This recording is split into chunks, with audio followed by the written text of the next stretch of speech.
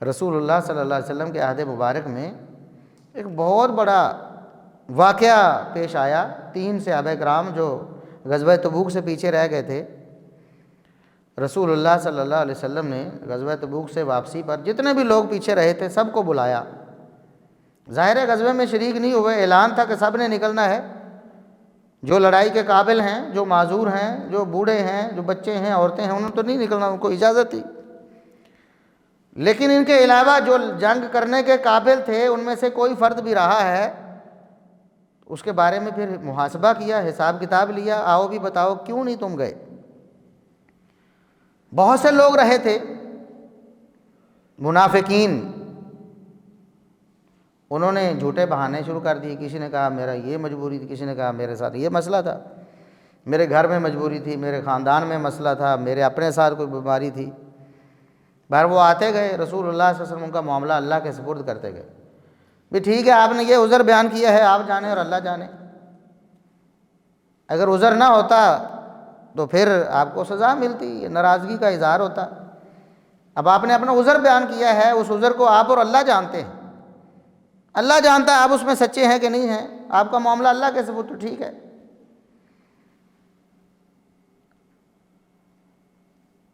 3 صحابہ جو ہیں جو مخلص ہیں رسول اللہ صلی اللہ علیہ وسلم کے ساتھ، باقی بھی مخلصین تھے جو گئے تھے غزوے میں، ہزاروں کی تعداد میں جنہوں نے شرکت کی، سارے مخلصین تھے۔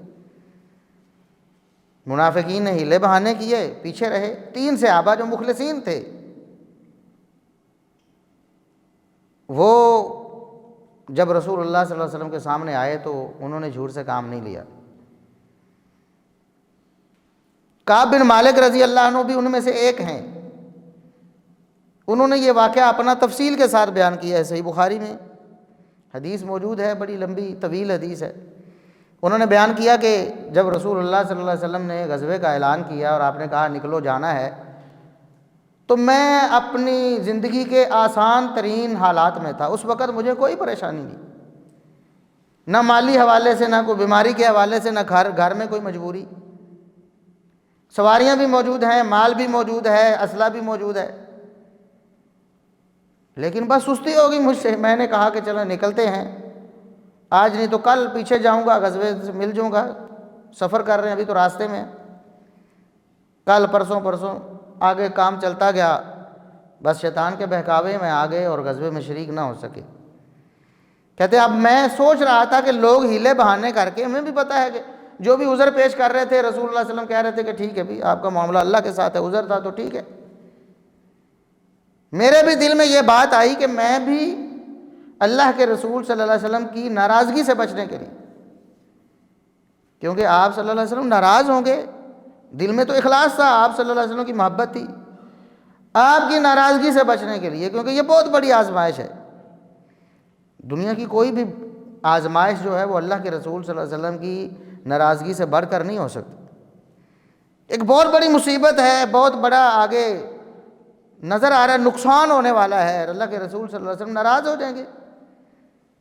دل میں آیا کہ میں بھی کوئی بہانہ کر دوں اور رسول اللہ صلی اللہ علیہ وسلم سے آپ کی ناراضگی سے بچ جاؤں، خیال آتا رہا۔ لیکن جب میں رسول اللہ صلی اللہ علیہ وسلم کے سامنے گیا تو جتنے اس طرح کے وسوسے تھے میں نے ان کو جھٹک دیا، سیدھی بات کی کہ اللہ کے رسول میں جانا چاہتا تھا، دل میں خیال بھی آتا تھا، لیکن اپنی سستی کی وجہ سے رہ گیا ہوں، میرے کوئی مجبوری، کوئی عذر نہیں، مجھ سے یہ غلطی ہوئی ہے، بس اپنی غلطی کا اعتراف کرتا ہوں،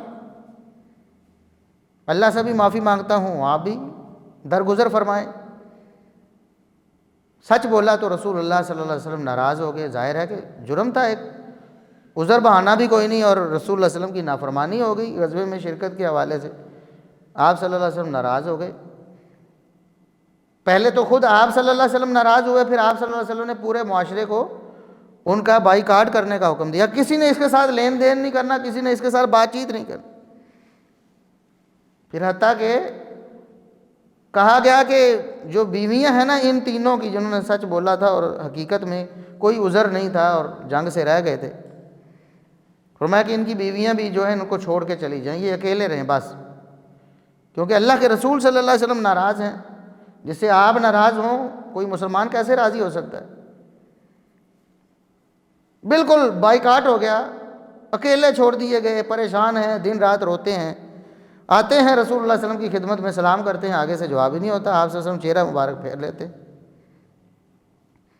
کتنی بڑی آزمائش۔ پھر کہتے ہیں میرے دل میں پھر خیال آیا میں اب جا کر کہوں اللہ کے رسول اس وقت میں نے جھوٹ بول دیا تھا، میرا تو یہ عذر تھا، تاکہ آپ راضی ہو جائیں۔ لیکن پھر دل میں وہ خیالات، وہ تعلیمات جو اللہ اس کے رسول صلی اللہ علیہ وسلم کی ہیں سچائی کے حوالے سے، وہ غلبہ پا لیتی کہ نہیں، کسی حال میں جھوٹ بولنا ہمیں منع ہے، بس سچ ہی بولنا ہے، چاہے اس کی کتنی قیمت چکانی پڑے۔ ثابت قدم ہو گئے۔ پھر پتہ چلا، پہلے تو سمجھتے تھے کہ میں اکیلا ہوں، پھر پتہ چلا کسی نے بتایا کہ 2 اور بڑے نیک اور بدری صحابی جو ہیں، وہ جو بدر میں حاضر ہوئے تھے، اللہ رب العزت نے اعلان فرمایا تھا کہ جاؤ آج کے بعد جو مرضی کرتے رہو، تمہاری جنت پکی ہے۔ ان میں سے بدر والوں میں سے بھی 2 صحابہ جو تھے بڑے جلیل القدر، وہ بھی پیچھے رہ گئے تھے۔ تو پھر مجھے کچھ حوصلہ ہوا کہ نہیں، سچ پر قائم ہی رہنا چاہیے، اللہ اس کے رسول کی تعلیمات کو لازم پکڑنا چاہیے، جھوٹ نہیں بولنا۔